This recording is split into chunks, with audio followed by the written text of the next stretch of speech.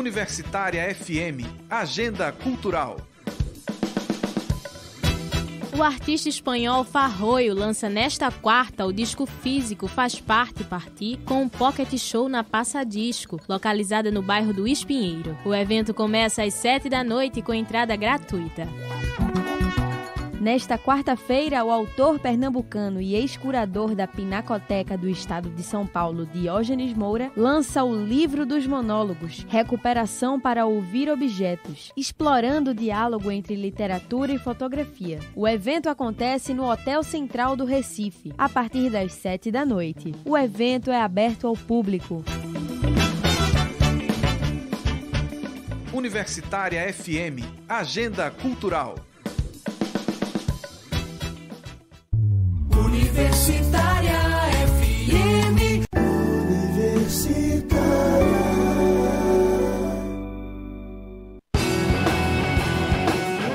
Programa Fora da Curva, jornalismo, crítica e diversidade. Olá, ouvinte das rádios universitárias FM 99.9 e da Universitária Paulo Freire 820 AM. Começa agora mais uma edição do programa Fora da Curva. Eu sou Paula Reis, jornalista e professora do Departamento de Comunicação da UFPE. O programa também está sendo transmitido pelo Facebook, com imagens do estúdio em nossa página Programa Fora da Curva. Desde que assumiu o governo, o presidente Jair Bolsonaro ainda não anunciou políticas efetivas para a educação. Temos visto uma disputa em torno de quem dá as cartas no Ministério da Educação. E a guerra por cargos é o que tem ocupado a agenda da pasta. O que mais chama atenção não é uma notícia boa. O governo propõe fazer uma desvinculação ampla no Orçamento Geral da União, o que significa tirar a obrigatoriedade da porcentagem mínima para a educação. Essa proposta de emenda constitucional, PEC, ainda vai ser apresentada ao Senado pelo ministro da Economia, Paulo Guedes.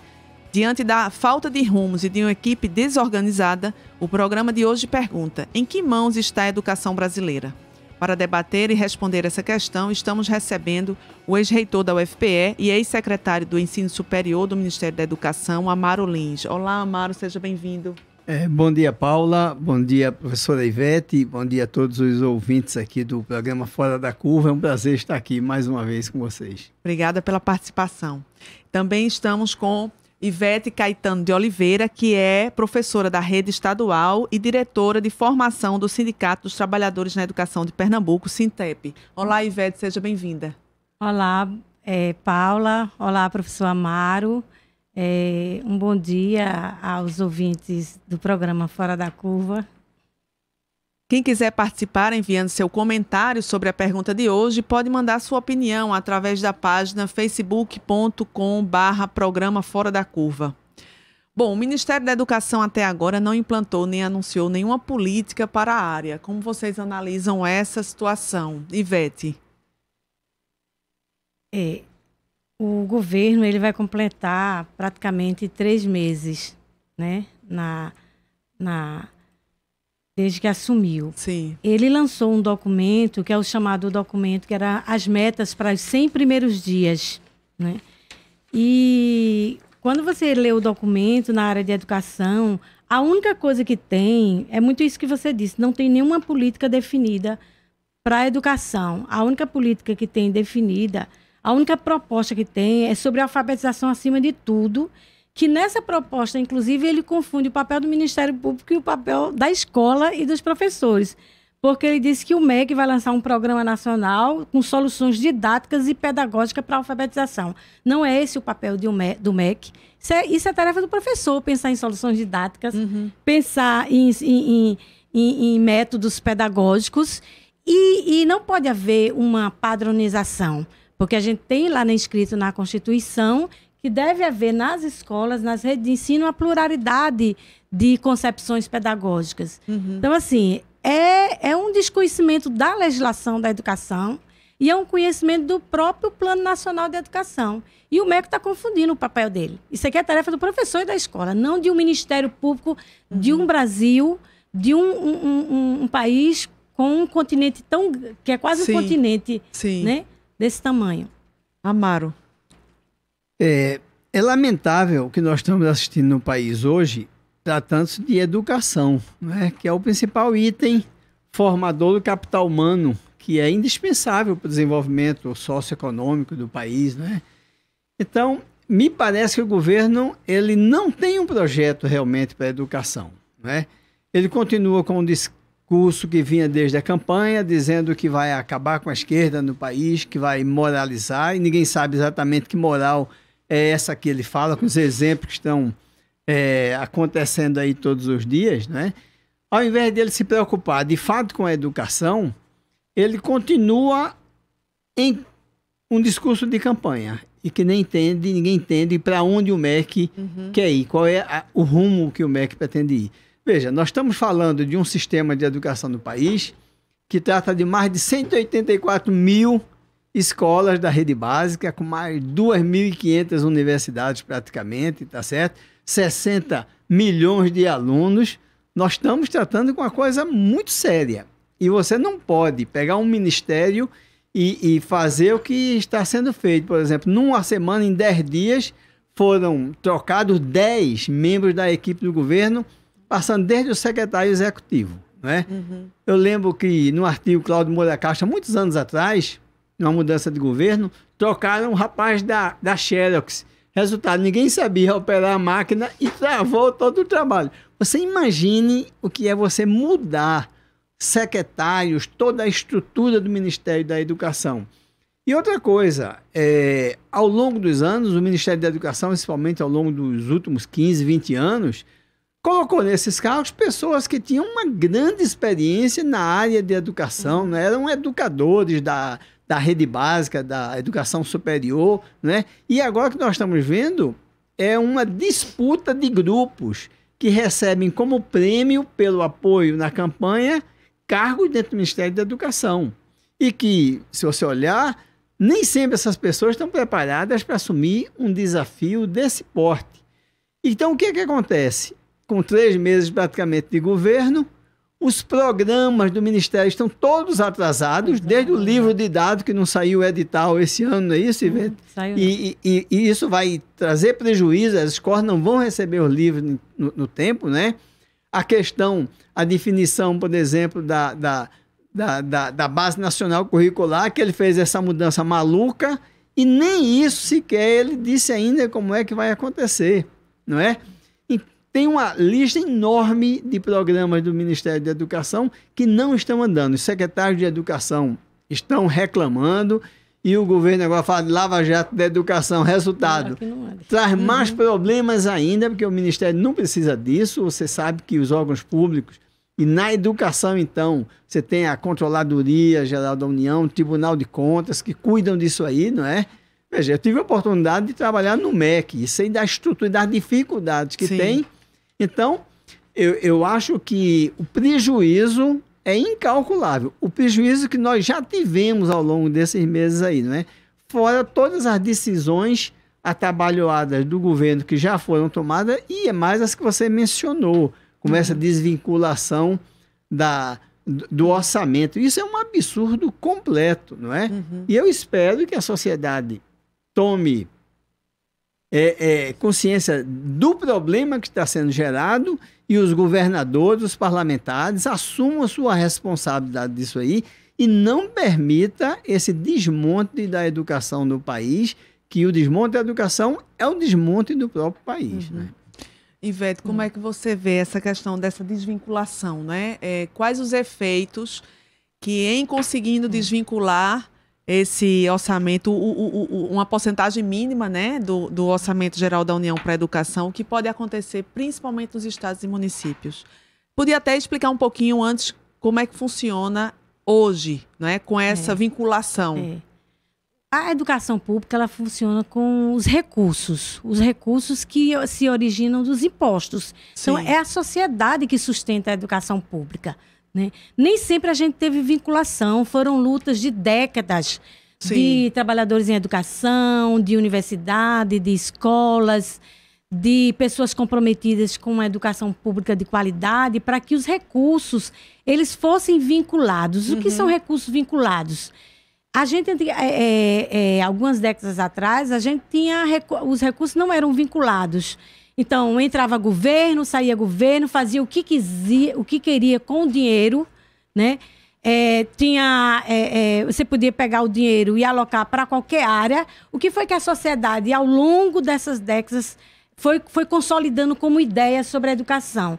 De que a educação é tão importante para a sociedade, né? E ela é tão estruturadora da formação humana, do direito que as pessoas têm, que ela não poderia ficar à mercê da ideia do governante. Sim. Teria que existir leis que dissesse que podia ser qualquer governante que entrasse, né? Os recursos da educação estariam garantidos.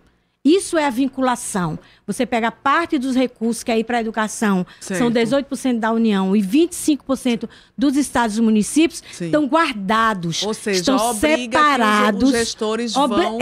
Prefeitos, vereadores e gestores nacionais, o presidente, eles são obrigados, por força da lei, a pegar aquele dinheiro, aquele percentual e aplicar na educação. É uma obrigatoriedade dada por lei. E isso é fruto da luta da sociedade, que entendeu que a educação é tão importante que não poderia ficar à mercê de governo que entra, governo que sai. Então, isso é a vinculação. Então desvincular agora é um retrocesso. Desvincular é um retrocesso e ainda pior, a desvinculação inclui estados e municípios. Veja, a gente tem escolas aqui, por exemplo, essa semana que a gente teve denúncia no Sintep de escolas que iam parar porque estavam sem ventilador. Você imagina, num clima desse, de 36 graus, às vezes você chega a 40, alunos que passam de 7 da manhã até 17h30, no calor imenso, 35, 40 alunos numa turma.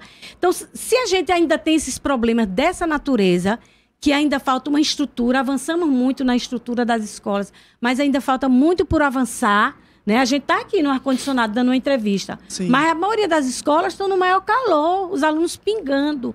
Então, você retirar ainda mais dinheiro da educação, ao contrário, a gente precisa de mais dinheiro para a educação. O que o movimento da educação defendia é que a gente tivesse 10% do PIB.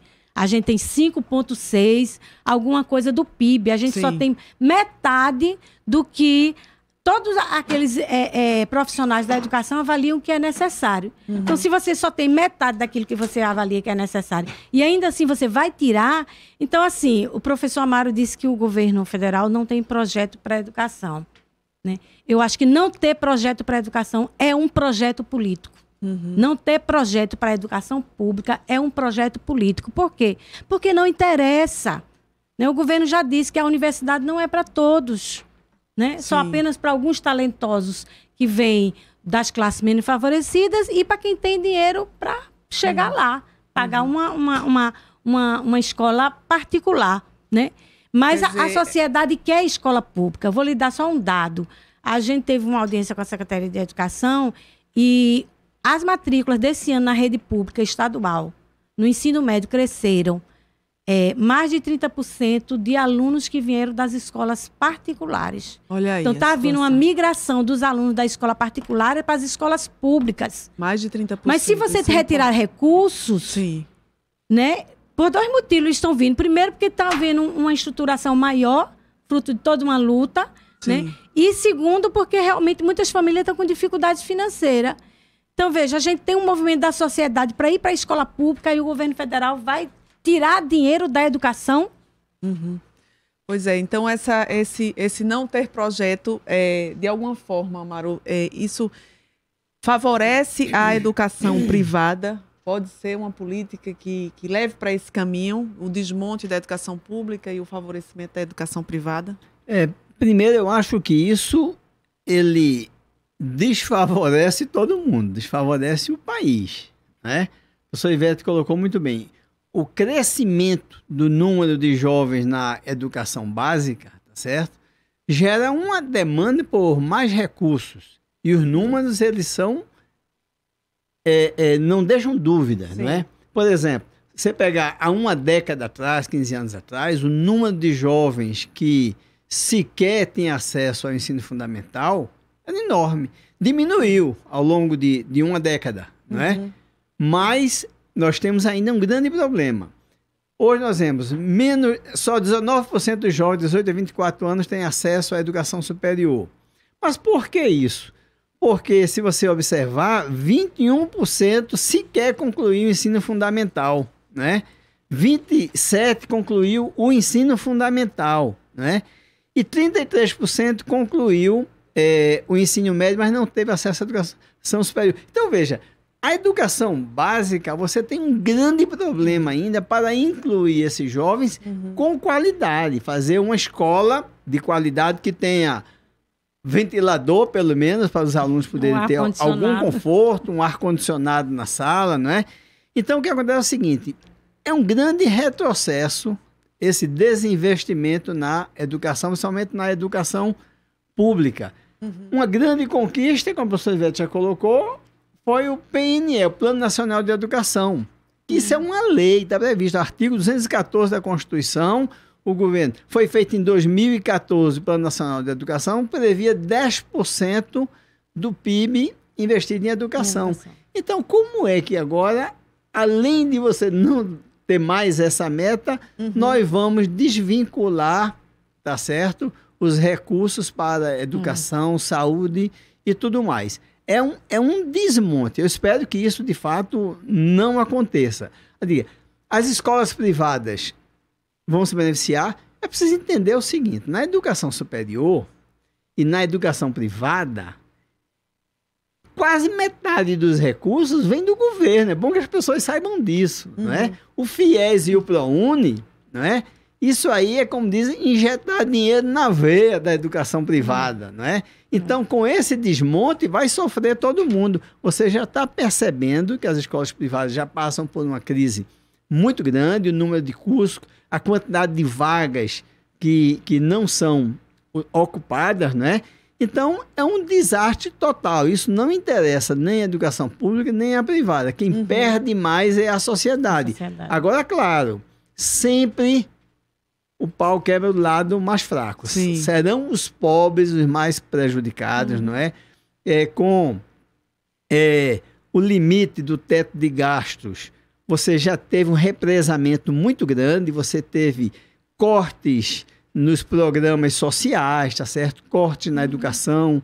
A universidade, por exemplo, hoje, falei ontem com o pró-reitor de planejamento, ele estava me dizendo, ao invés de receber os duodécimos, né, que é 1/12 do orçamento, recebeu 1/18 do orçamento, não é?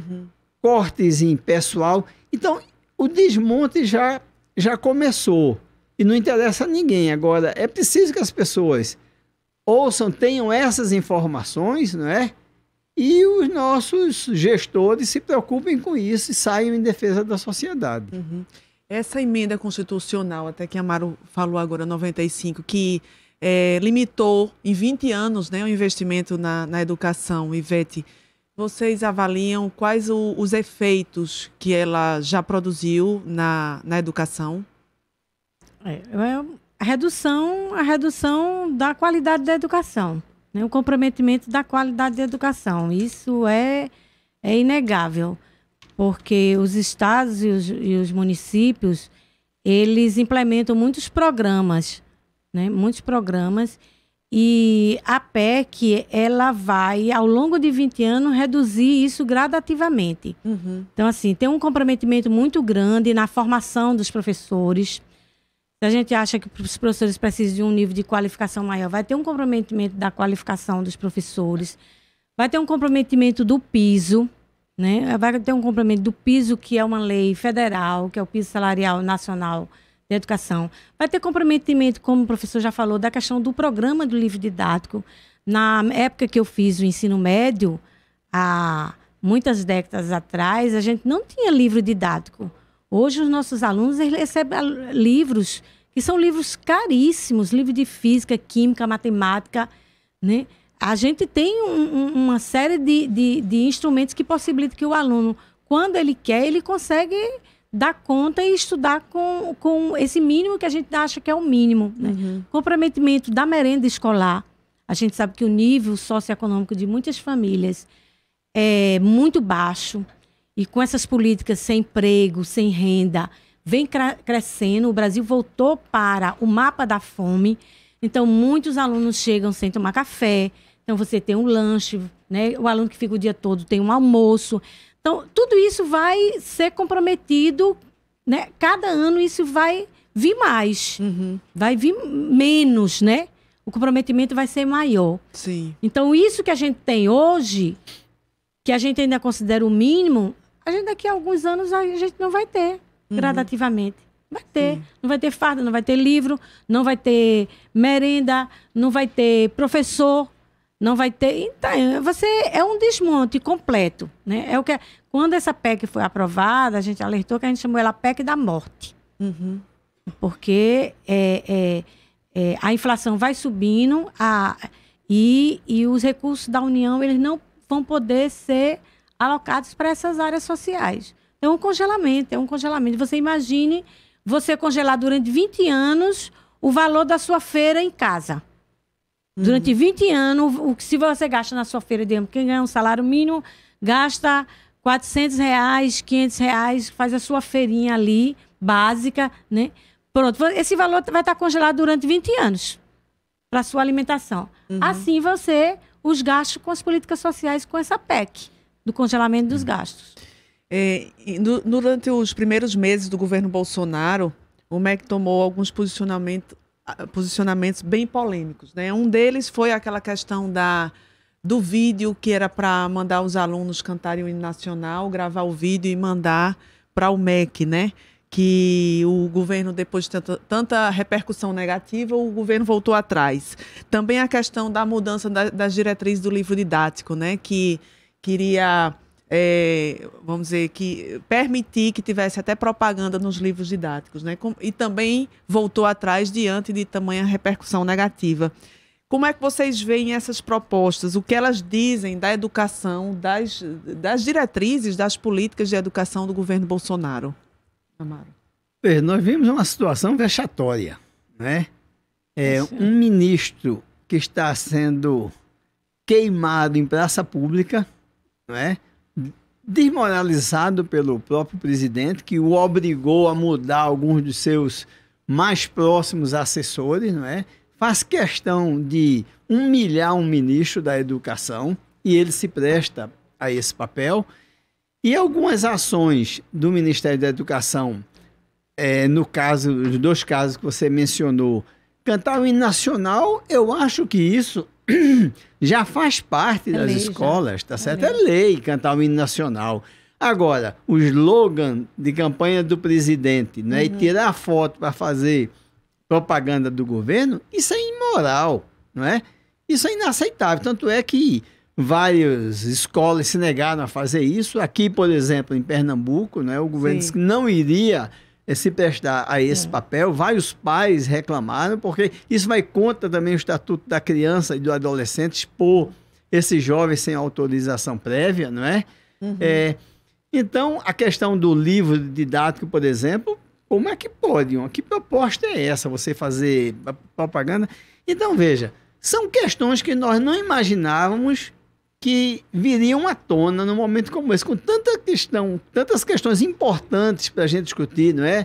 Que em toda a educação básica, a educação superior, nós estamos envolvidos com isso. Então, o que nós precisamos é, urgentemente, sair dessa inércia, sair dessa coisa pequena, né? Dessa coisa que nos envergonha, não é? Como educador, você vê o Ministério da Educação chafurdando na lama, porque é isso que está acontecendo com essa proposta. Nós esperamos, então, dar um passo à frente, porque o tempo que perdeu a gente não tem como recuperar, mas tem muito ainda a ser feito, tem muitas propostas, tá certo?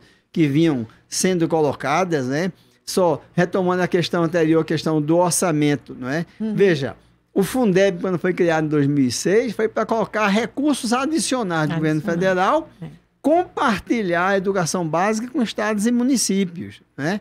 Então, se esses recursos foram retirados, eu não sei como os estados e municípios vão conseguir recursos para colocar na educação, que é uma situação muito grave. Ivete, como é que você vê essas questões? É a mesma avaliação de Amara, é um vexame, a gente teve que passar por um constrangimento na educação, que é uma área tão complexa e de tanto valor, né? Valor, importância para a gente tem que viver uma situação vexatória dessa em relação a essas decisões aí do MEC. O hino nacional não é problema. O problema realmente é o ministro desconhecer a legislação vigente, principalmente o Estatuto da Criança e do Adolescente, que proíbe qualquer filmagem de criança e adolescente sem autorização dos pais. Então, você tem um ministro que quis passar por cima da família, né?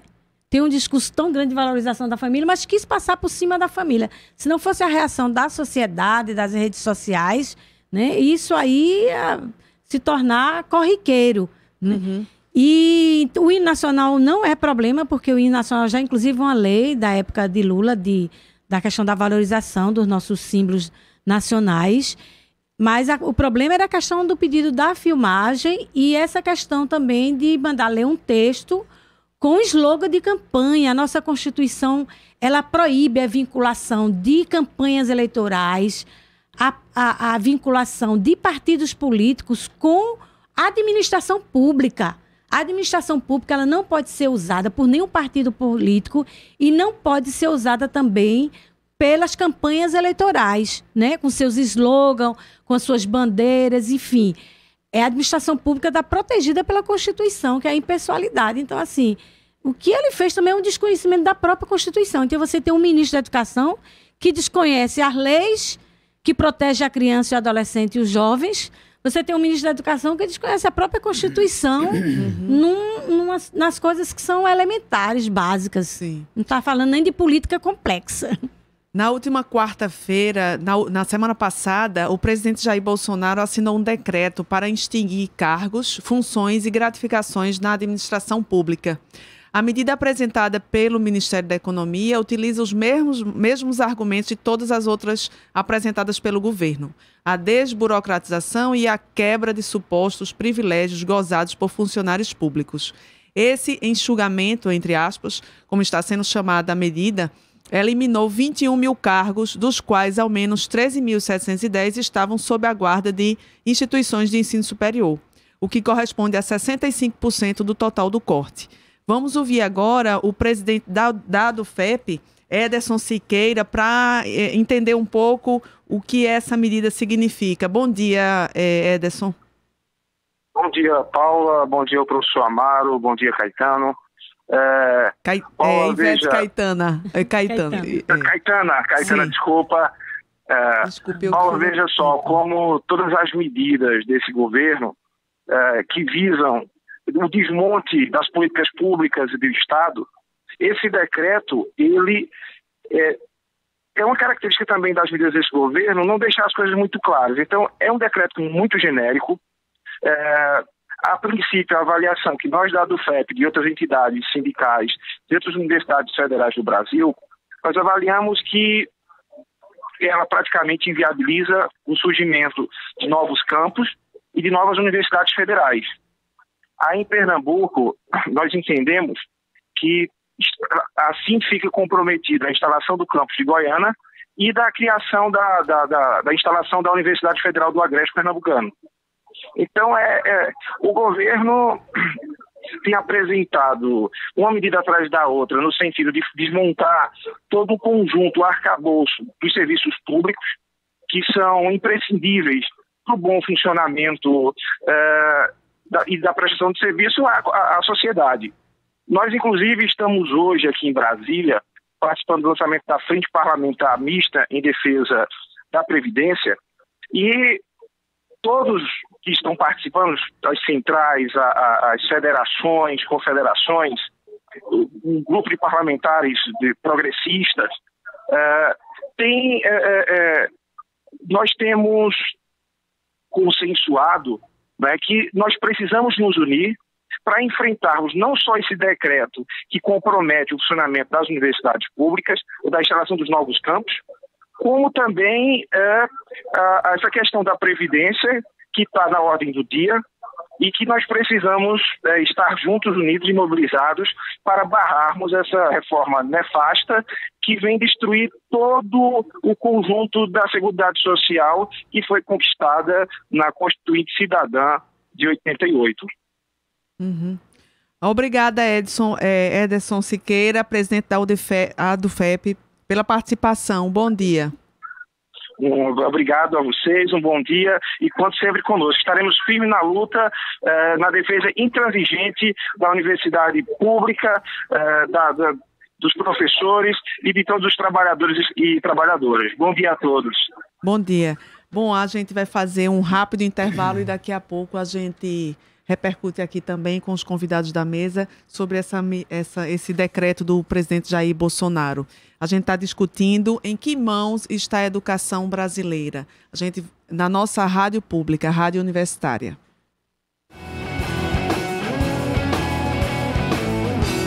Programa Fora da Curva. Informação a serviço da maioria.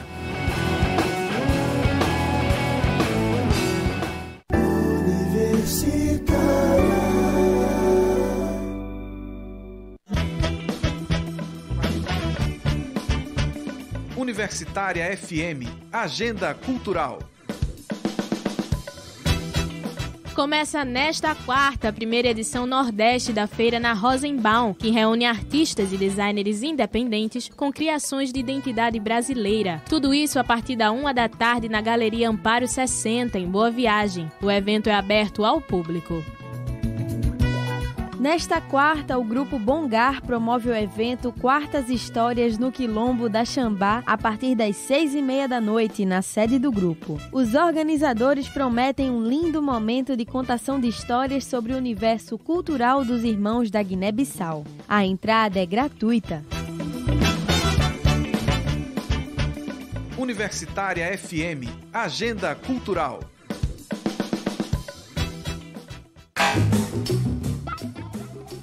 Todo sábado às 19 horas. Programa Na Agulha, com Marco Delata e Rodrigo Pires.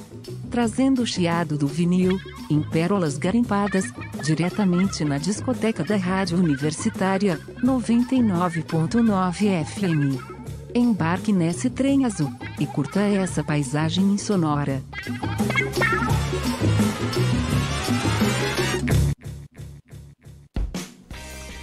Toda quarta-feira, a Rádio Universitária conecta você com o circuito de festivais de música do país. É o Circulatório, música, entrevistas, coberturas e muita informação sobre os novos artistas do cenário nacional. Eu sou Bruno Nogueira e vou apresentar para vocês sempre novidades sobre este circuito tão importante na nossa cultura. Circulatório, você conectado com o circuito de festivais.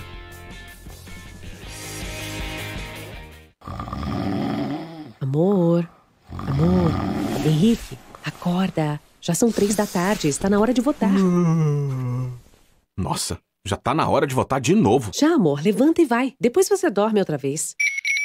Ótimo, amor, agora pode voltar a dormir. Na próxima eleição, te acordo de novo. Não acorde apenas de 2 em 2 anos. Seu dever continua depois do confirma. Acompanhe os candidatos eleitos para que as promessas feitas sejam cumpridas. Ficar de olho em quem foi eleito é um dever seu com a democracia. Justiça Eleitoral. 99.9 MHz.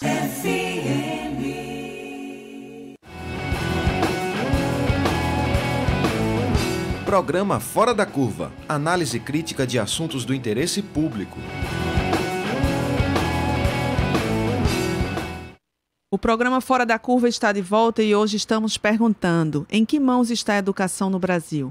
Para fazer essa análise, recebemos o ex-reitor da UFPE e ex-secretário do Ensino Superior do Ministério da Educação, Amaro Lins, e a professora da rede estadual e diretora de formação do Sindicato dos Trabalhadores na Educação de Pernambuco, Sintep, Ivete Caetano de Oliveira. Bom, a gente estava ouvindo agora há pouco, né, o presidente da ADUFEP sobre a questão do decreto do presidente Jair Bolsonaro, que extingue cerca de 21 mil cargos, né, da administração pública, e 65% desses cargos são das instituições de ensino superior. Amaro, como é que você avalia esse decreto? Veja, é de enorme gravidade. Você vê muitas vezes a população até aplaudindo, porque o ministro vai dizer, reduzimos custos, cortamos 21 mil cargos. Então todo mundo, que beleza, né? Está encolhendo, reduzindo a nossa dívida e tal. Mas é preciso saber que esses cargos, eles se destinam ao funcionamento das instituições já existentes e para dar prosseguimento ao processo de expansão. Porque o que acontece? Esses cargos, eles são alocados ao Ministério da Educação, mas é claro que não são usados todos de uma vez, né? Nas universidades hoje, nas mais antigas, você tem ainda inúmeras funções que estão sem a gratificação, coordenações de cursos, chefias e tal.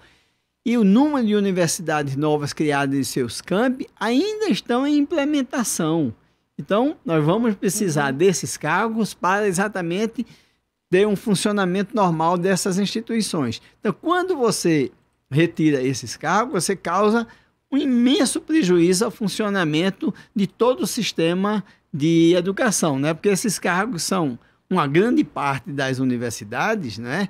Principalmente, como o nosso presidente da DUFEP colocou, né? Dessas que estão em implantação. Então, o prejuízo é enorme.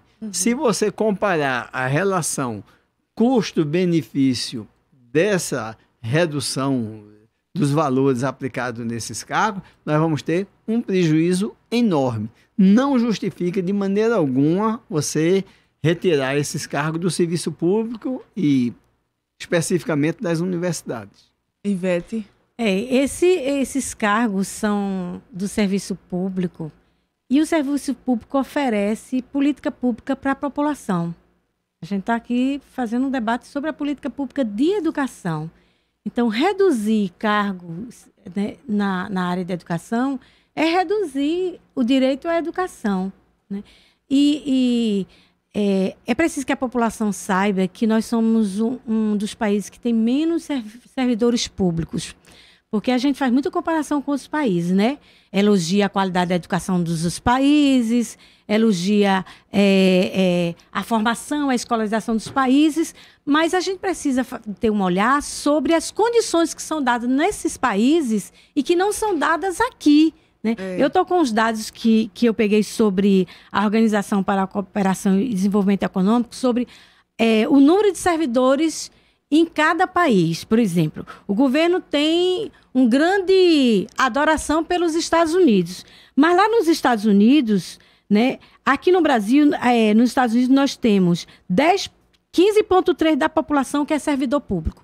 15,3%. Né? A gente, no Brasil, nós temos 1,6% da população que é servidor público. 1,6%.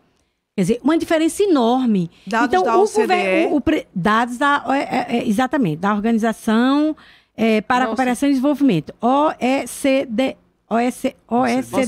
certo. Né?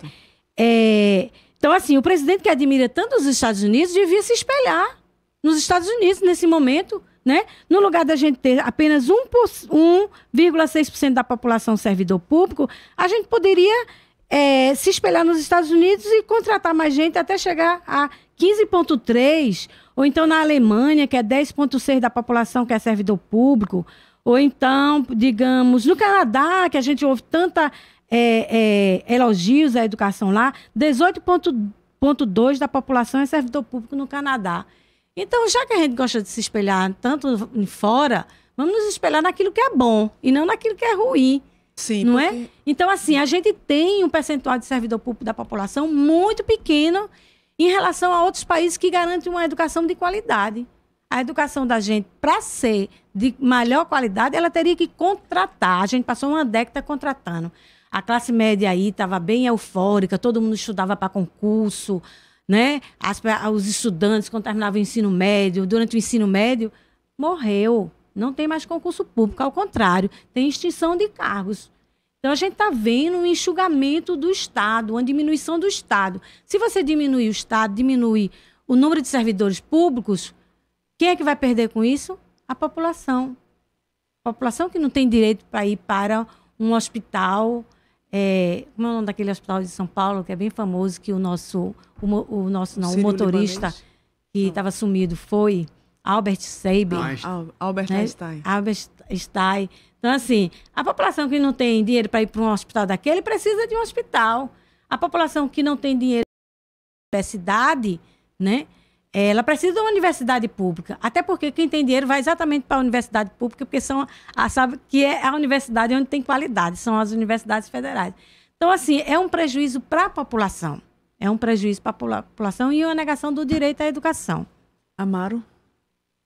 Eu queria complementar o seguinte. Esse caso desse decreto 9725, extinção desses cargos, não é uma questão pontual, mas é uma política de governo. O ministro Paulo Guedes ontem disse lá nos Estados Unidos, em conversa lá com os empresários, o seguinte: nos próximos 5 a 6 anos, cerca de 50% dos servidores públicos terão condições de aposentadoria. E isso acontecendo, o governo não vai abrir concurso para recontratar os servidores. Ele diz o seguinte: nós vamos digitalizar os serviços. Como é que você digitaliza o serviço de um professor? Eu gostaria de entender. O serviço de um médico nos hospitais públicos, como é que você faz isso? Então, a política do governo é de reduzir o investimento, tá certo? Em educação, porque a educação em todos os países é considerada como investimento. Aqui, esse governo coloca como gasto, não é? Então, é como uma política de governo, de fato, reduzir o pessoal, tá certo? No serviço público como um todo e na educação em particular, o que é muito preocupante. E a questão da educação pública tem sido muito criticada pelo governo, né? O governo acusa as universidades, os seus correligionários, na verdade, acusam as universidades como um antro ideológico de destruição, abre aspas, de valores e costumes. Como vocês veem essa perseguição à universidade pública? Essas falas, Ivete? A universidade e as escolas e aos trabalhadores em educação, aos professores, né? Quando tem uma mãe e um pai que aborda dessa forma na escola, fazendo pergunta até para se esclarecer, né? A gente faz muita discussão sobre o que é ideologia, né? Porque faz uma acusação e a grande maioria da população não sabe nem o que é ideologia, né?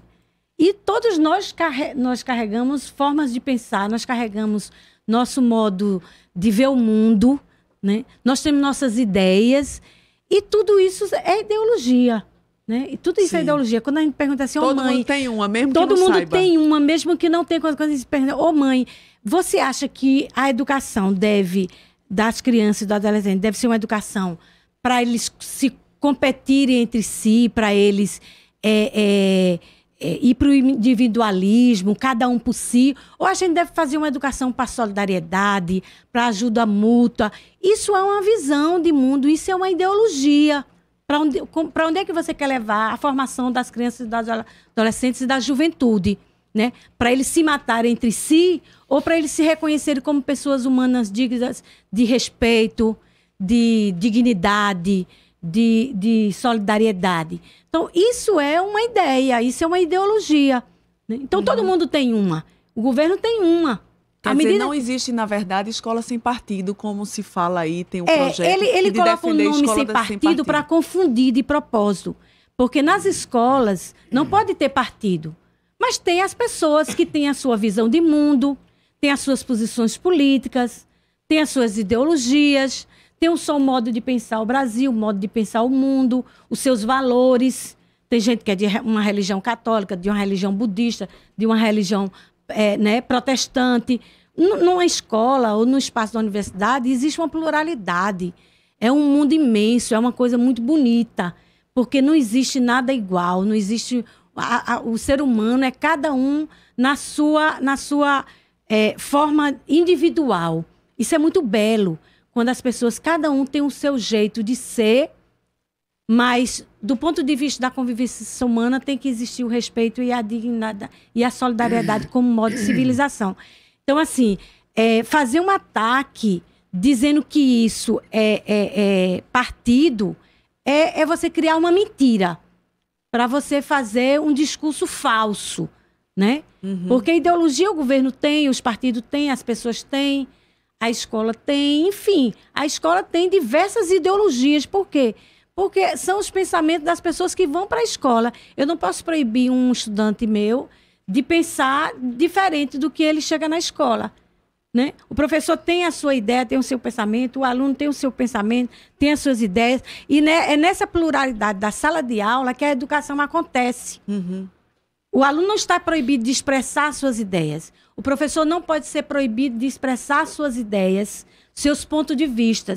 E a educação só é bonita por isso, porque tem a liberdade de todos Liberdade de pensamento. De pensamento, de expressão, de religiosidade, daquilo que nos torna como ser humano, daquilo que nos faz ser a humanidade que nós somos. Então, assim, a escola é esse espaço da pluralidade. Então, na medida que você faz um ataque à escola, aos professores, você está querendo que a escola seja uma prisão, que a escola seja um espaço de repressão, um espaço onde as pessoas vão se sentir sufocadas. Não pode. A gente vê, a gente depois até, não sei se você vai abordar a questão de algumas tragédias, e isso tem a ver um pouco com esses jovens, esses adolescentes se sentem.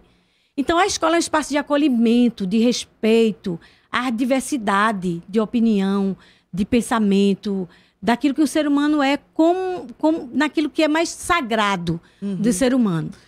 Então, essa liberdade não pode ser ceada na escola sob pena da educação não acontecer. Sim. O massacre que teve 10 mortos na escola pública Raul Brasil, em Suzano, ocorrido na semana passada, levanta questões importantes. Uma reportagem dos Jornalistas Livres chamou a atenção para o número de 10 milhões de crianças e adolescentes excluídos do sistema de ensino ou em situação de atraso escolar, dados do PNAD e do Censo Escolar. Enquanto o assunto é prioridade dos programas da Unicef, o governo Bolsonaro passou longe da discussão. Falta uma política de apoio às escolas, Amaro, e também pode comentar essa questão dessa escola, da universidade e da escola mesmo pública de ser atacada sob vamos dizer, o argumento de que ela tem que ser um projeto de uma escola sem partido, né? Veja, a professora Ivete já colocou com muita perfeição aí a visão da essência da educação, né? O papel da educação é construir a cidadania, construir um cidadão capaz de interferir na sua realidade, na sua sociedade, um cidadão produtivo, um cidadão consciente do ambiente que ele vive, consciente da necessidade de se relacionar harmonicamente com as outras pessoas, com a natureza. Então, isso só pode acontecer num ambiente aberto, livre, onde as pessoas possam se manifestar e colocar seus pontos de vista. Inclusive, essa foi a compreensão dos constituintes em 88, não é?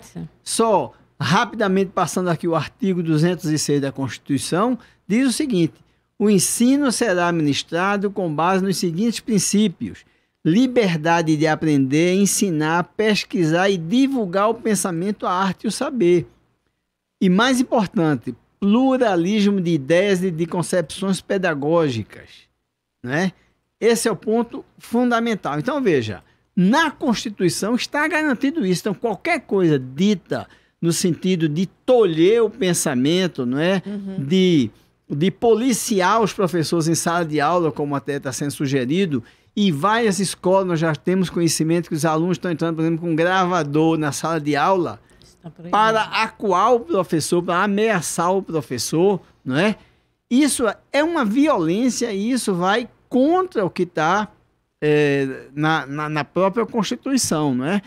E o segundo ponto que você colocou, essas tragédias que estão acontecendo. Olha, nós temos pequenas tragédias na escola no dia a dia. Essas grandes têm grande repercussão, mas no dia a dia, alunos estão indo armados para a sala de aula, estão ameaçando os professores, muitos deles pedem providências, mas não vai se conseguir dar proteção a esse conjunto de professores que se sentem ameaçados no dia a dia.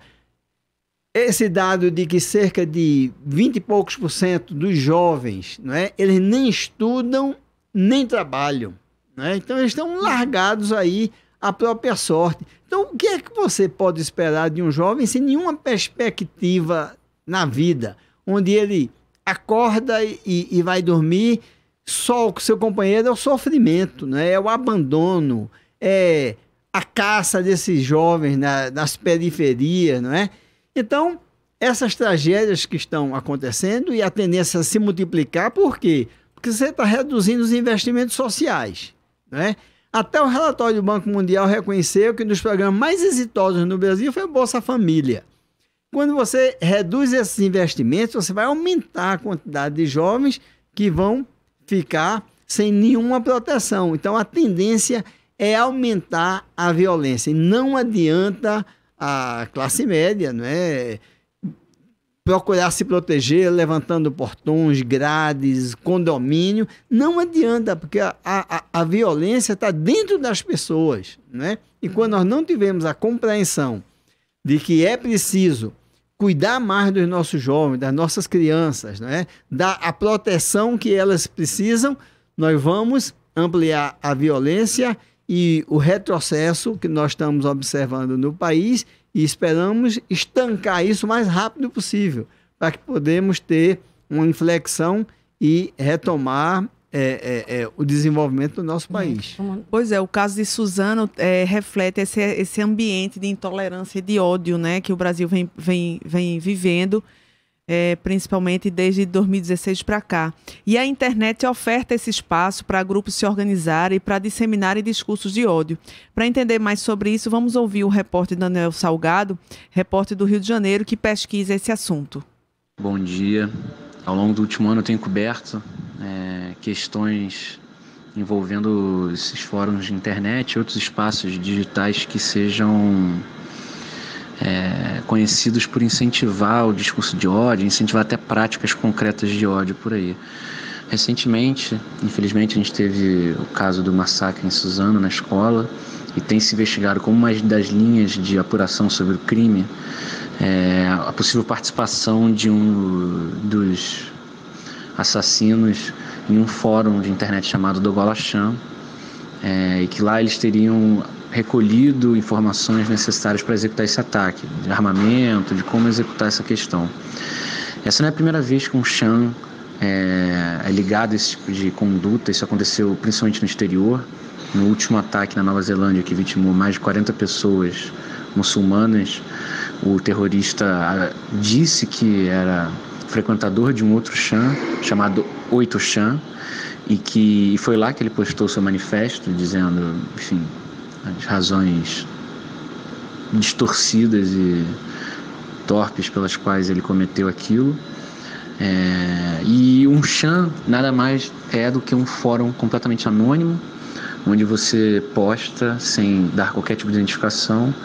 E essas comunidades que surgiram originalmente na internet, foi primeiro no Japão, com o chamado 2chan, e depois veio a versão americana, que é a mais conhecida, chamada 4chan, surgida bem no começo dos anos 2000. Eram comunidades para discutir tecnologia, cultura japonesa, videogames, e que foram ganhando vulto e tamanho ao longo dos anos. E pela natureza anônima delas, geraram uma cultura de internet que sempre flertou indireta e depois cada vez mais diretamente com um discurso de ódio.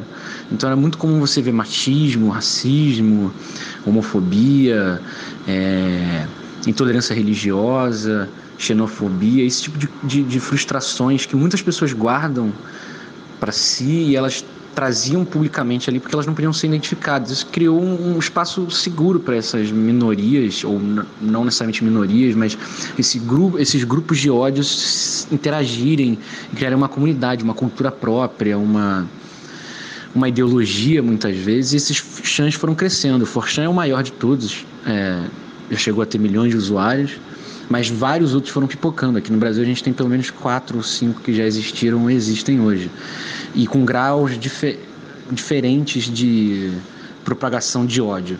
Mas o que acontece é que essas comunidades se tornam celeiros de ódio que acabam sendo encontradas por jovens que ou compartilham disso ou flertam com essas ideologias e se radicalizam dentro desses espaços.